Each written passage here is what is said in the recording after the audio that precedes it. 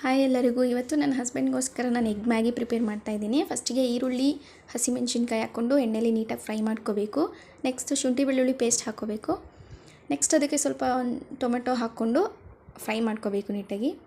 ಅದಾದಮೇಲೆ ಟೂ ಎಗ್ನ ನಾನು ಇಲ್ಲಿ ತೊಗೊಂಡಿದ್ದೀನಿ, ಏಕೆಂದರೆ 2 ಪ್ಯಾಕೆಟ್ ಮಾಡ್ತಾಯಿದ್ದೀನಿ. ಸೊ ಅದನ್ನು ಹಾಕ್ಕೊಂಡು ನೀಟಾಗಿ ಫ್ರೈ ಮಾಡ್ಕೊಳ್ಳಿ. ಅದಾದಮೇಲೆ ಸ್ವಲ್ಪ ಸಾಲ್ಟ್ ಹಾಕ್ಕೋಬೇಕು. ಅದನ್ನು ಸ್ವಲ್ಪ ನೀಟಾಗಿ ಫ್ರೈ ಮಾಡಿಕೊಂಡು ನೆಕ್ಸ್ಟ್ ಅದನ್ನು ಒಂದು ಪ್ಲೇಟಿಗೆ ತೆಗೆದಿಟ್ಕೋಬೇಕು. ಈಗ ನಾವು ಮ್ಯಾಗಿನ ಬೇಯಿಸ್ಕೋಬೇಕಲ್ವ, ಅದಕ್ಕೆ ಅದೇ ಪ್ಯಾನಿಗೆ ಒಂದು 2 ಗ್ಲಾಸಸ್ ಆಫ್ ವಾಟರ್ನ ತೊಗೊಂಡು ಮ್ಯಾಗಿನ ಅದರೊಳಗಡೆ ಹಾಕ್ಕೊಂಡು ನೀಟಾಗಿ ಬೇಯಿಸ್ಕೊಳ್ಳಿ. ನೆಕ್ಸ್ಟ್ ಅದಕ್ಕೆ ಮ್ಯಾಗಿ ಪೌಡರ್ನ ಹಾಕ್ಕೋಬೇಕು. ಹಾಕ್ಕೊಂಡು ಅದು ಕೂಡ ನೀಟಾಗಿ ಮಿಕ್ಸ್ ಆದಮೇಲೆ ನೋಡಿ ಈಗ ನೀಟಾಗಿ ಬೇಯ್ತಾ ಇದೆ.